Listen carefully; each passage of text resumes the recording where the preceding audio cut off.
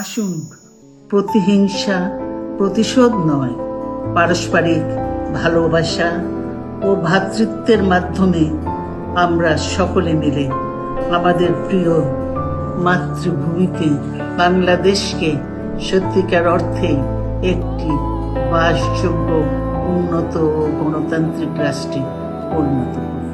বর্ণাঢ্য রাজনৈতিক জীবনের শেষ বক্তৃতায়ও ছিল প্রতিহিংসা প্রতিশোধ পরায়ণ না হয়ে ভ্রাতৃত্বের বন্ধনে আবদ্ধ হয়ে দেশ গড়ার বার্তা।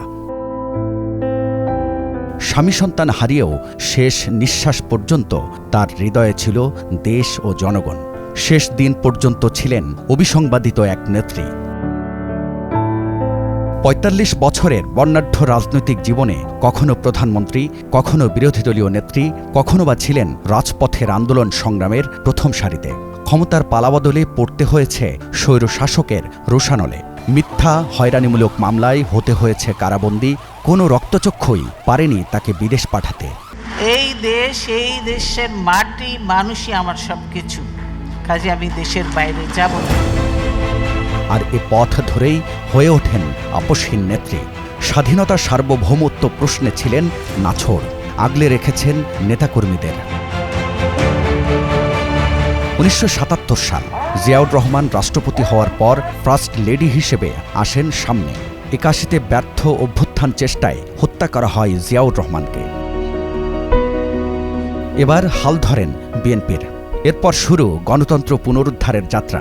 ৯০-এর আন্দোলনে এরশাদ পতনের পর ৯১-এর ভোটে তার নেতৃত্বে জয় পায় বিএনপি। দেশের প্রথম নারী প্রধানমন্ত্রী হন তিনি।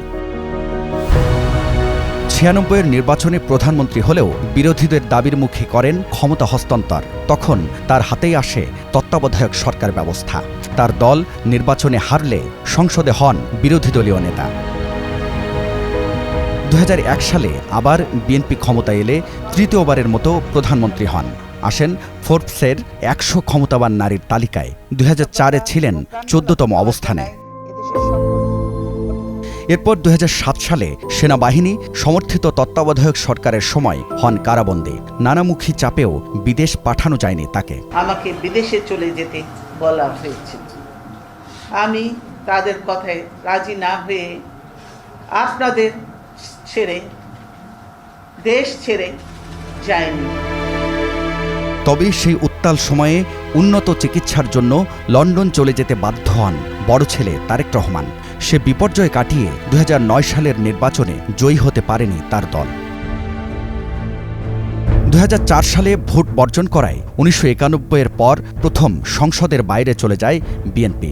২০১৮ সালে দুর্নীতি মামলায় ১৭ বছরের কারাদণ্ড দেয়া হয় তাকে। যদিও পরবর্তীতে সে মামলায় উচ্চ আদালত থেকে খালাস পান তিনি।